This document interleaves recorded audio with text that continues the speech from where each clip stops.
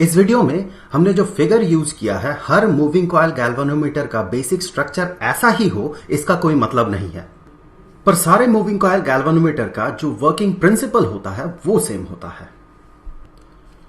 Moving coil galvanometer ये एक ऐसा इलेक्ट्रिकल इक्विपमेंट होता है जो कि बहुत कम करंट को भी डिटेक्ट कर सकता है। तो अगर ये करंट को डिटेक्ट कर सकता है तो ये एमीटर हो गया ना। तो क्या हम एक गैल्वेनोमीटर को एमीटर कह सकते हैं? बिल्कुल कह सकते हैं, पर हमने तो किताबों में यह पढ़ा है कि एक लो रेजिस्टेंस को अगर गैल्वेनोमीटर के साथ पैरेलल कॉम्बिनेशन में हम जोड़ते हैं तो वो जो कॉम्बिनेशन बनता है उसे हम एमीटर की तरह यूज कर सकते हैं। तो फिर इसे हम एमीटर कह सकते हैं क्या? बिल्कुल कह सकते हैं। ये एक ऐसा एमीटर है जो कि बहुत बहुत बहुत कम करंट को डिटेक्ट करता है। जब हम इसे डिजायर्ड रेजिस्टेंस के रेजिस्टर के साथ जोड़ते हैं पैरेलल कॉम्बिनेशन में तो हमें अपने डिजायर्ड रेंज का एमीटर मिलता है। मान ले कि ये अगर माइक्रो एम्पियर डिटेक्ट करता हो, मान ले 0 से लेके 10 माइक्रो एम्पियर ये मेजर कर सकता है और हमें चाहिए एम्पियर में मेजरमेंट। मान ले कहीं पर करंट का फ्लो हो रहा है 2 एम्पियर 3 एम्पियर, हम उसे मेजर करने वाले हैं, तब हम इस मूविंग कॉइल गैल्वेनोमीटर को यूज नहीं कर सकते हैं। होगा ये कि ये इतना रोटेट कर जाएगा, इसमें इतना टॉर्क क्रिएट हो जाएगा कि इसके पीछे एक स्प्रिंग लगा हुआ होता है, वो स्प्रिंग टूट जाएगा। उस तरह के सिचुएशन में हम अलग अलग तरह से अपने डिजायर्ड रेंज का जो रेजिस्टेंस है उस रेजिस्टेंस के रेजिस्टर को लगा के पैरेलल कॉम्बिनेशन में हम इसे अपने डिजायर्ड रेंज के एमीटर की तरह यूज कर सकते हैं।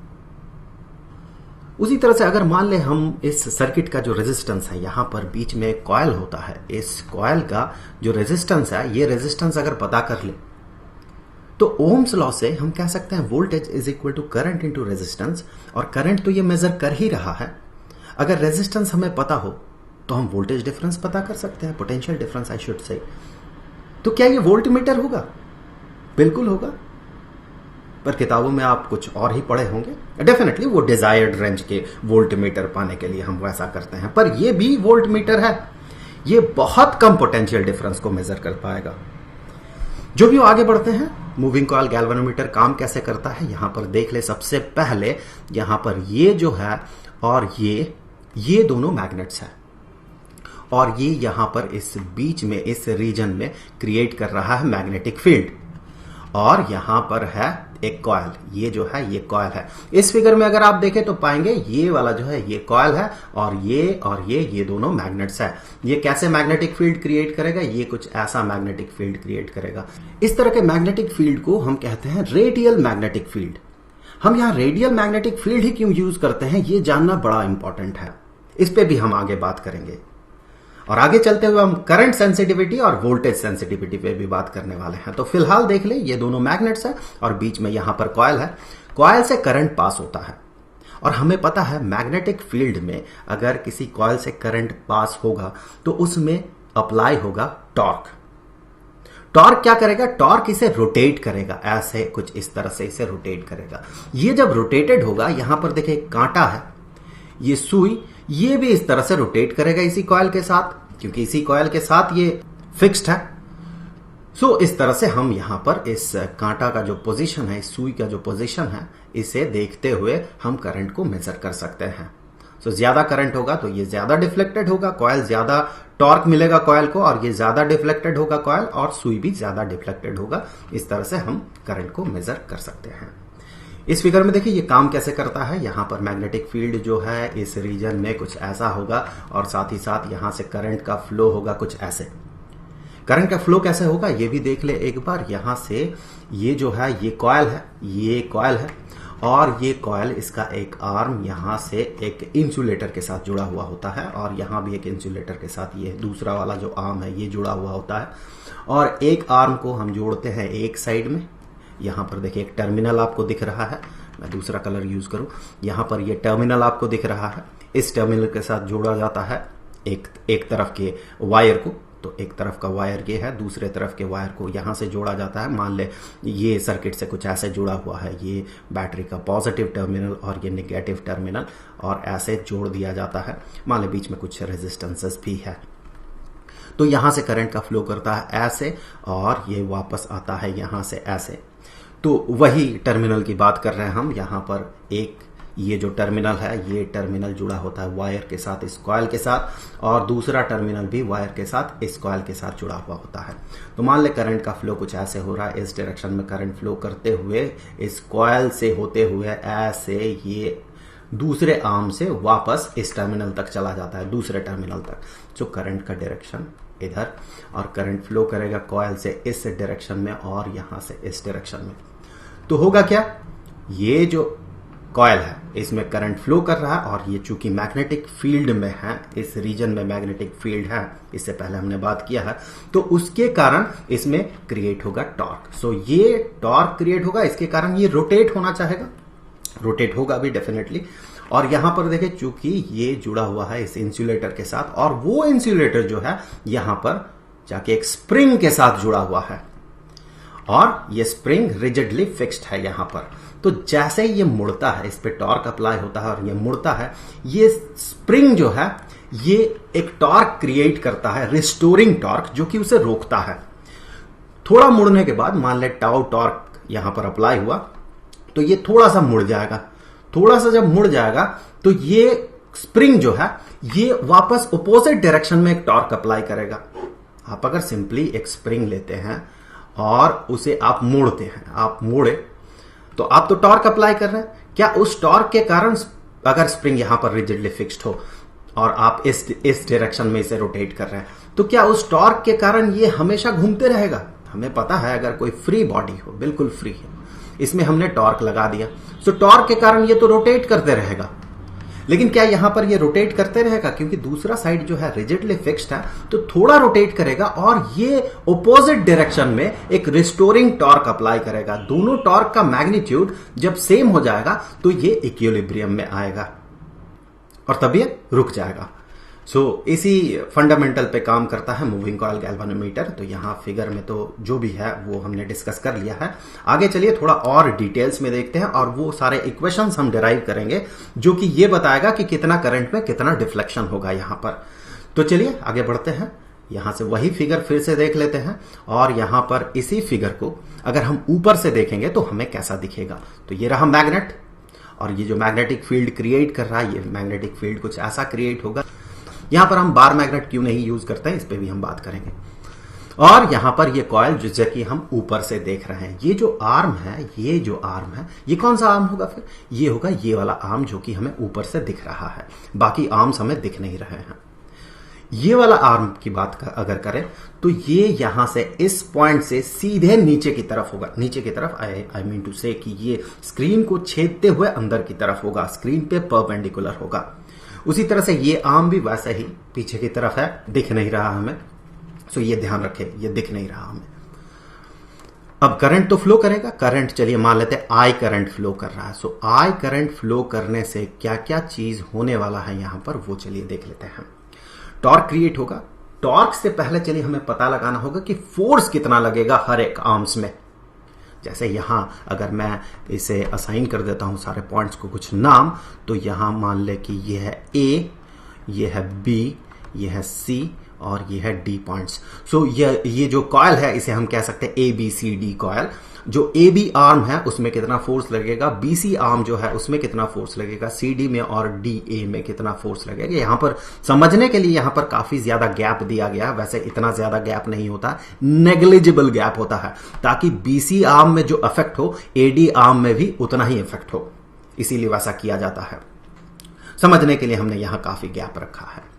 तो सबसे पहले तो हम ये देख लेंगे कि ए बी आर्म में क्या होने वाला है। ए बी आर्म आपको इस फिगर में दिख नहीं रहा है। उसके लिए चलिए हम ड्रॉ कर लेते हैं कोऑर्डिनेट एक्सिस। तो यहां ये मान ले वाई एक्सिस है, ये एक्स एक्सिस है, और ये इस डायरेक्शन में जेड एक्सिस है।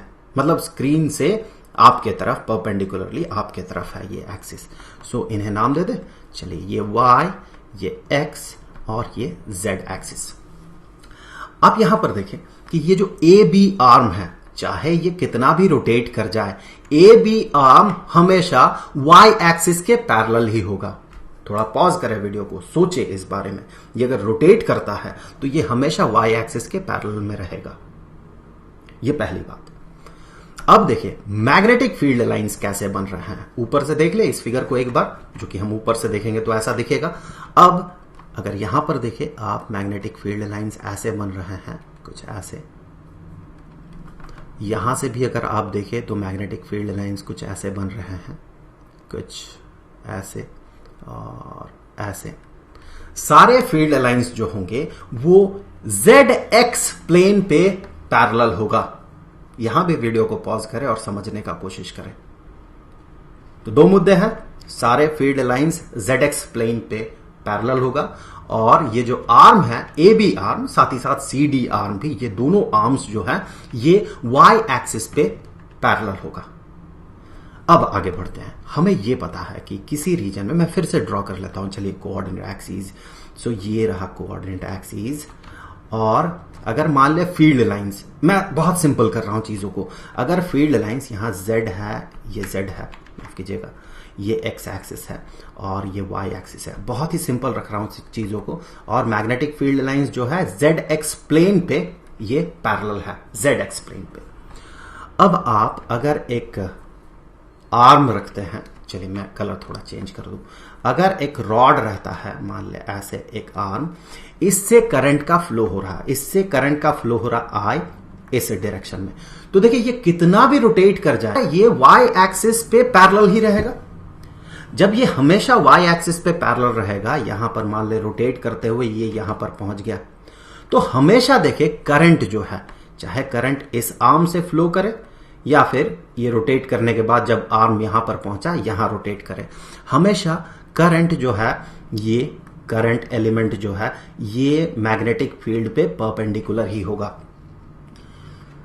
तो ये बड़ा सिंपल हो गया सिचुएशन, और हमें पता है ऐसा सिचुएशन में होता ये है कि इस रॉड पे, जिसमें कि करंट फ्लो कर रहा है, इस रॉड पे एक फोर्स अप्लाई होता है, और उस फोर्स का जो मैग्नीट्यूड होता है वो मैग्नीट्यूड बराबर होता है ये जो करंट फ्लो कर रहा है इनटू इसका जो लेंथ है इनटू जो मैग्नेटिक फील्ड यहां एग्जिस्ट कर रहा है।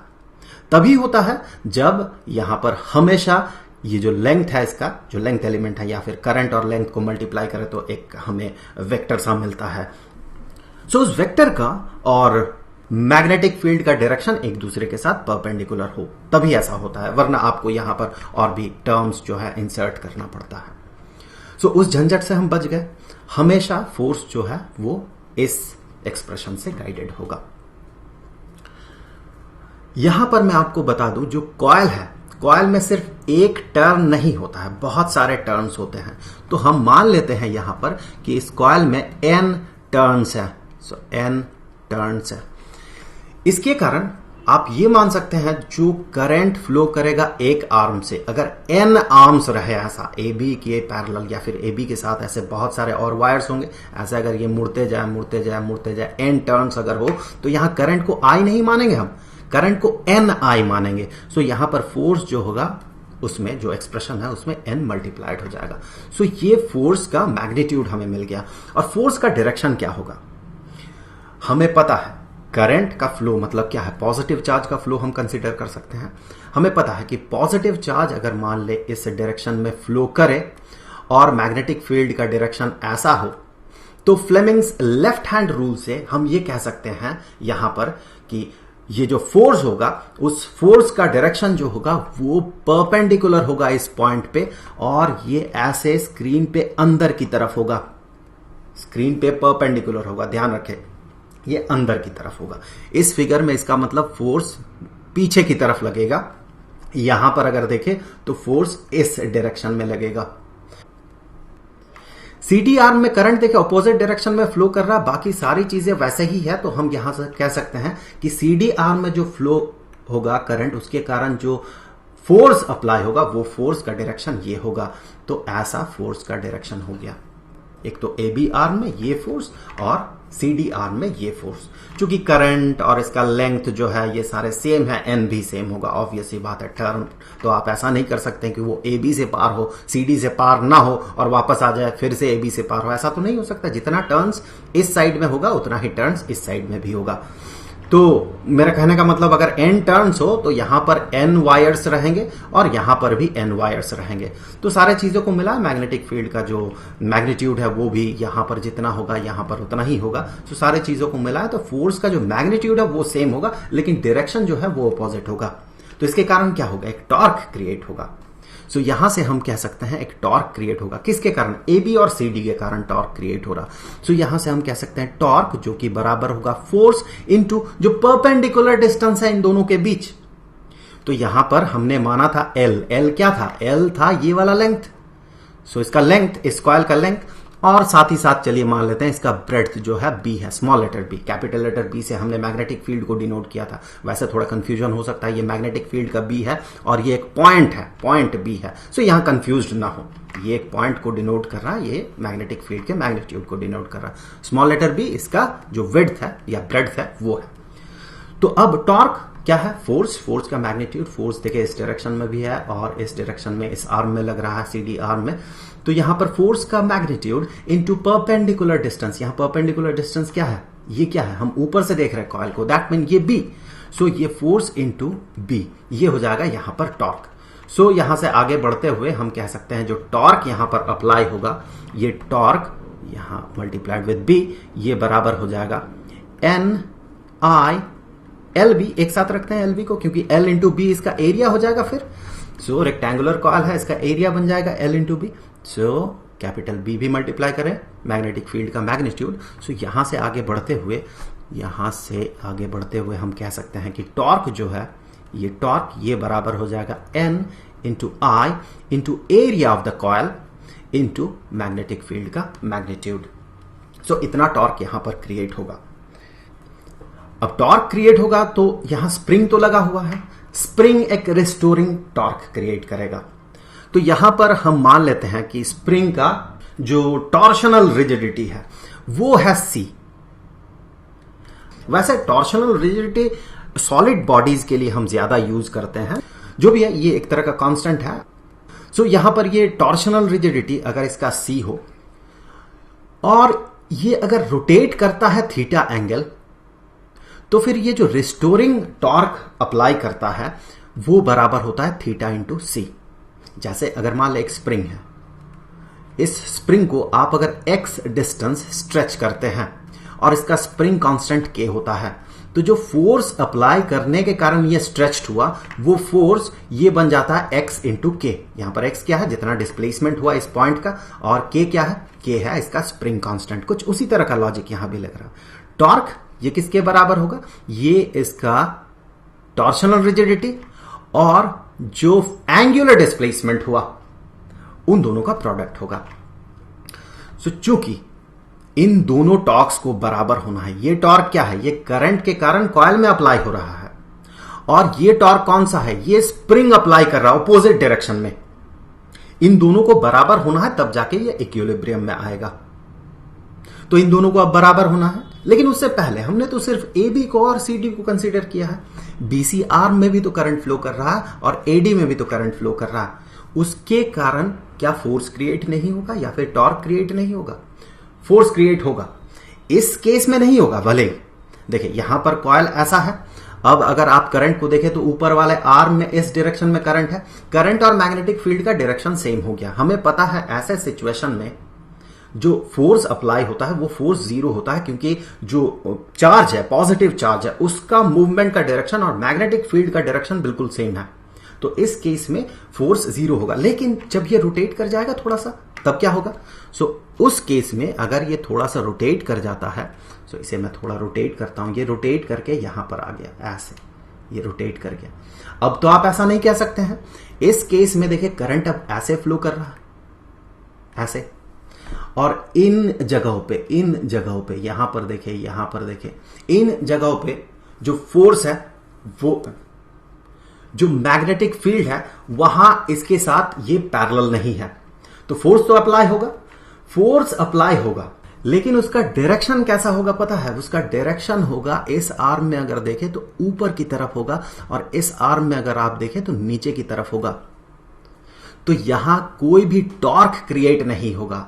अगर इस तरह के आप आर्म्स को, इस तरह के कॉयल एक लेते हैं और ऐसे दो आर्म्स को आप एक को पकड़ के ऊपर की तरफ खींचते हैं, दूसरे को नीचे की तरफ खींचते हैं, क्या ये रोटेट करेगा? नहीं करेगा। पीसी आर्म में ऊपर की तरफ फोर्स, एडी आर्म में नीचे की तरफ फोर्स, ये दोनों एक दूसरे को कैंसिल कर देंगे, कोई भी टॉर्क क्रिएट नहीं करेगा। टॉर्क के लिए रिस्पॉन्सिबल सिर्फ एबी और सीडी आर्म्स होंगे। तो एबी और सीडी आर्म्स में जो फोर्स क्रिएट हो रहा है उसके कारण जो टॉर्क है वो ये है। साथ ही साथ वो रिस्टोरिंग टॉर्क के बराबर होगा। तो हम यहां से कह सकते हैं आगे बढ़ते हुए कि जो एन आई ए बी है ये बराबर हो जाएगा सी इंटू थीटा के। यहां पर ध्यान दें, ये जो एंगल थीटा हम मेजर करते हैं ये डिग्री में नहीं करते हैं, ये रेडियंस में करते हैं। आगे बढ़ते हैं। हमें क्या पता करना था कि कितने करंट में कितना डिफ्लेक्शन होगा। डिफ्लेक्शन को हम कैसे मेजर करेंगे? डिफ्लेक्शन को हम इस थीटा से मेजर करेंगे। थीटा क्या था कि ये स्प्रिंग कितना रोटेट कर रहा है। एक तरफ तो ये रिजिड है, लेकिन दूसरे तरफ से ये कितना रोटेट कर रहा है। ये उतना ही एंगल रोटेट करेगा जितना कि ये आर्म रोटेट करेगा, या फिर कहें ये पूरा का पूरा कॉयल रोटेट करेगा। सो कॉयल का रोटेशन ये भी थीटा होगा। सो कॉयल का रोटेशन एक सर्टेन करंट के लिए कितना होगा ये हम मेजर कर सकते हैं यहां से।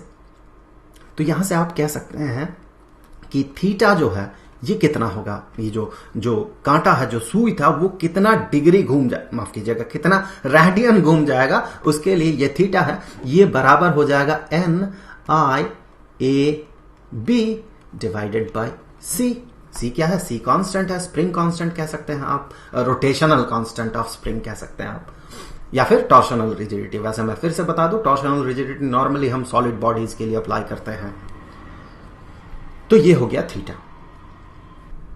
हां, यहां पर एक पॉइंट मिस हो गया था जो कि शायद आपके मन में डाउट आया होगा कि जब ये रोटेट कर जाएगा, यहां तक इतना रोटेट कर गया मान ले, तो भी क्या टॉर्क इसी तरह से गाइडेड होगा कि फोर्स, दोनों फोर्सेस के बीच का परपेंडिकुलर डिस्टेंस हमेशा ही बी रहेगा?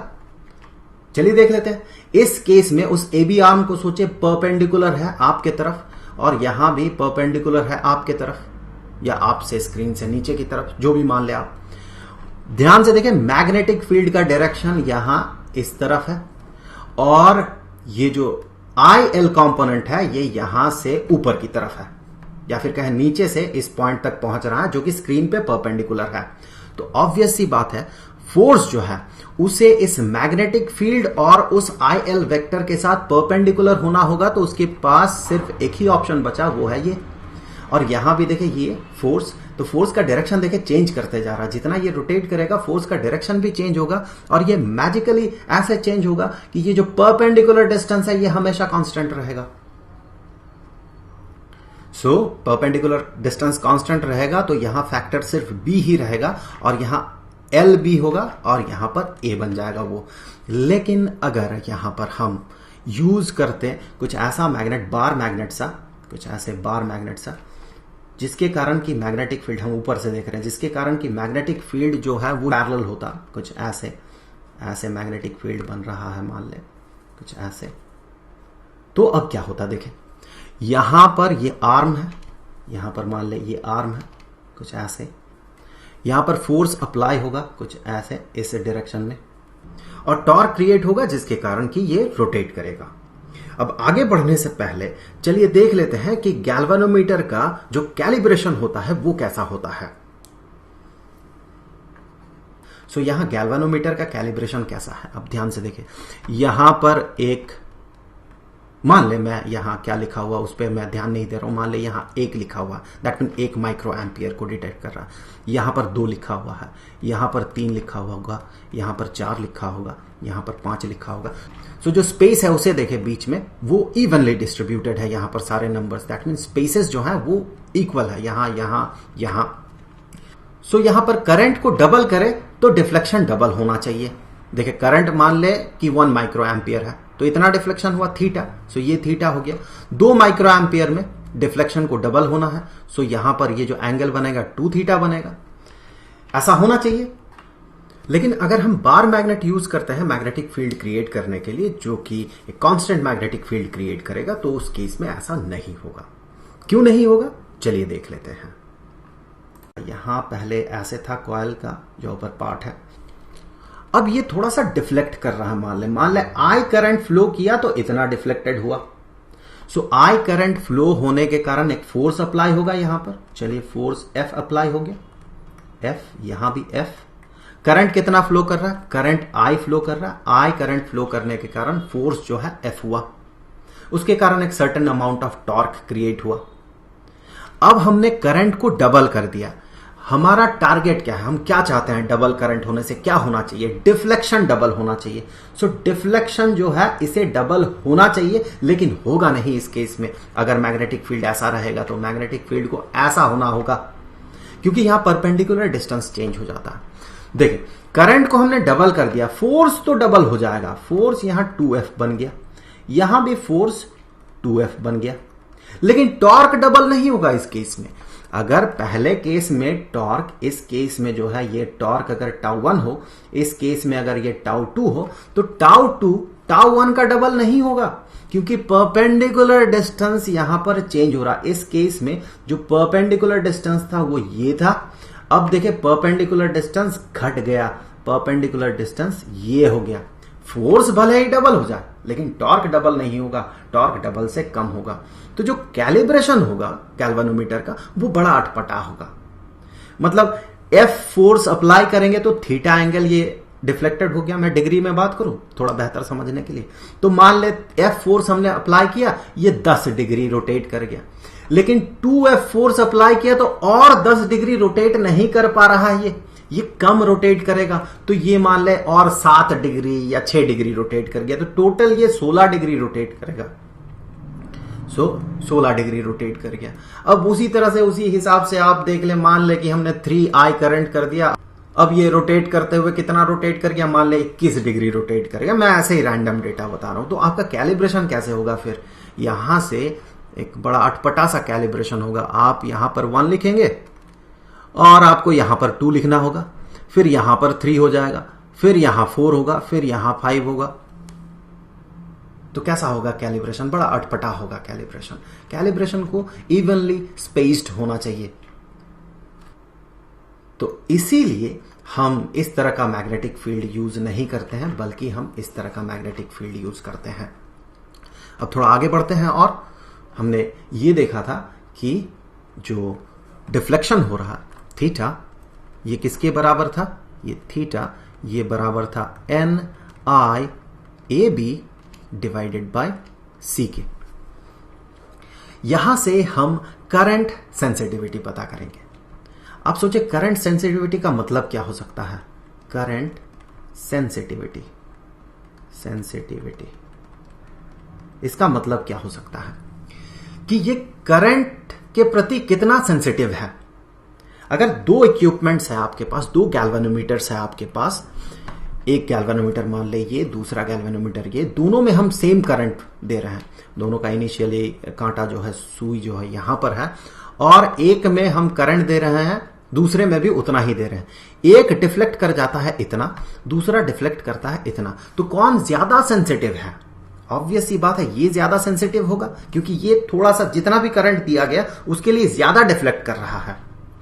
सो ये ज्यादा सेंसिटिव है, इससे हम ज्यादा एक्यूरेटली मेजर कर सकते हैं। तो हम करंट सेंसिटिविटी को कुछ ऐसे भी तो कह सकते हैं कि current sensitivity is equal to deflection per unit current. दोनों में आप यूनिट करंट फ्लो करवा दें, जिसमें जितना डिफ्लेक्शन होगा उसका सेंसिटिविटी उतना। दोनों में तो सेम करंट फ्लो कर रहा है, तो ऑब्वियस ही बात है जिसमें ज्यादा डिफ्लेक्शन होगा उसका सेंसिटिविटी ज्यादा है, जिसमें कम डिफ्लेक्शन है उसका सेंसिटिविटी कम है। क्यों? हमने जो टर्म यूज किया वो है डिफ्लेक्शन पर यूनिट करंट। सो इस लॉजिक से आप कहेंगे कि करंट सेंसिटिविटी जो है, इसमें एक टर्म एसोसिएट कर देते हैं हम, SI, sensitivity due to current, ये बराबर हो जाएगा डिफ्लेक्शन को मेजर करेंगे हम थीटा से, या फिर कहें रेडियन में, जो कि थीटा है यही डिफ्लेक्शन है। सो थीटा डिवाइडेड बाय जितना करंट फ्लो कर रहा है यहां से, तो यहां से आगे आप यहां पर वैल्यूज पुट करके देख ले ये डिवाइडेड बाय I, तो ये हो जाएगा NaB डिवाइडेड बाय C। सो ये हो गया इसका करंट सेंसिटिविटी। आप देखिए करंट सेंसिटिविटी कब गैल्वेनोमीटर का ज्यादा होगा, इसके लिए जो नंबर ऑफ टर्न्स है इसे हम बढ़ाएंगे। n अगर बढ़ जाता है तो ऑब्वियस सी बात है पूरा का पूरा एक्सप्रेशन बड़ा हो जाएगा। सो नंबर ऑफ टर्न्स को ज्यादा रखेंगे। A दैट मीन कॉइल का जो एरिया है उसे हम ज्यादा करेंगे, उससे भी ये टर्म भी अगर बड़ा हो जाता है तो ऑब्वियस सी बात है पूरा का पूरा एक्सप्रेशन बड़ा हो जाएगा। B that mean magnetic field का जो मैग्नीट्यूड है उसे हम बड़ा करेंगे, ज्यादा पावरफुल मैग्नेट रखेंगे तो ज्यादा डिफ्लेक्शन होगा, ऑब्वियस सी बात है, कॉमन सेंस है ये। और C जो है इसे हम कम रखेंगे। C क्या है? C है स्प्रिंग का टॉर्शनल रिजिडिटी। टॉर्शनल रिजिडिटी क्या बताता है? जितना ज्यादा टॉर्शनल रिजिडिटी होगा, उसका रिजिडिटी जितना ज्यादा होगा वो उतना कम मुड़ेगा। सो उसका रिजिडिटी को अगर हम घटा देते हैं तो ऑब्वियस सी बात है ये जो स्प्रिंग है ये ज्यादा रोटेट कर जाएगा। स्प्रिंग ज्यादा रोटेट करेगा तो कॉइल भी ज्यादा रोटेट करेगा, और कॉइल ज्यादा रोटेट करेगा तो ऑब्वियस सी बात है डिफ्लेक्शन ज्यादा होगा। सो इस तरह से हम करंट सेंसिटिविटी को जो है वो डिफाइन करते हैं, और करंट सेंसिटिविटी के लिए जो एक्सप्रेशन है वो आपको यहां पर दिख रहा है। उसी तरह से एक और टर्म आएगा वो है वोल्टेज सेंसिटिविटी। तो अगर आप देखें वोल्टेज सेंसिटिविटी दैट मीन बराबर वोल्टेज अगर अप्लाई किया जाए दो गैल्वेनोमीटर्स में, जो जितना ज्यादा डिफ्लेक्टेड होगा उसका वोल्टेज सेंसिटिविटी उतना ज्यादा है। तो यहां पर मैं ये जो टर्म है इसे लिख लेता हूं वोल्टेज सेंसिटिविटी। वोल्टेज सेंसिटिविटी कुछ इसी तरह का होगा, सेंसिटिविटी। सो इसे हम कैसे डिफाइन करेंगे? चलिए SV। सो इसे हम कैसे डिफाइन करेंगे कि कितना डिफ्लेक्शन हुआ पर यूनिट वोल्टेज। अब इसे इवैल्यूएट कैसे करेंगे? यहीं से हम इवैल्यूएट कर सकते हैं। कैसे इवैल्यूएट कर सकते हैं? देखें, हमें पता है ओम्स लॉ से, फ्रॉम ओम्स लॉ हम कह सकते हैं जितना वोल्टेज दिया जाएगा इस कॉइल में, जितना पोटेंशियल डिफरेंस दिया जाएगा वो बराबर होगा जितना करंट फ्लो करेगा उस कॉइल से, जो कि यहां I है, इनटू जितना उस कॉइल का रेजिस्टेंस होगा। तो यहां R उस कॉइल का रेजिस्टेंस है। तो इस लॉजिक से हम यहां V की जगह IR पुट कर सकते हैं। सो यहां से आगे बढ़ते हुए हम कहेंगे ये बराबर हो जाएगा थीटा डिवाइडेड बाय IR। अब थीटा डिवाइडेड बाय I इसका वैल्यू तो हमने यहां पर देख लिया था, उसे यहां पर पुट करें। सो यहां पर हम कहेंगे ये होगा NaB डिवाइडेड बाय C। ये तो हो गया थीटा डिवाइडेड बाय I, और यहां R बचा हुआ है, सो वही R यहां पर। सो ये हमें मिल गया यहां पर वोल्टेज सेंसिटिविटी। और ये होता क्या है? इसे आप अगर डिफाइन करें तो आप कहेंगे ये होता है डिफ्लेक्शन पर यूनिट वोल्टेज, जो वोल्टेज इस गैल्वेनोमीटर के दोनों टर्मिनल्स में प्रोवाइड किया जाएगा। तो बस आज के लिए इस वीडियो में इतना ही। आई होप कि वीडियो आपके लिए हेल्पफुल रहा होगा। मिलते हैं आपसे अगले वीडियो में किसी नए मुद्दे के साथ। तो तब तक के लिए खुश रहें। Good bye.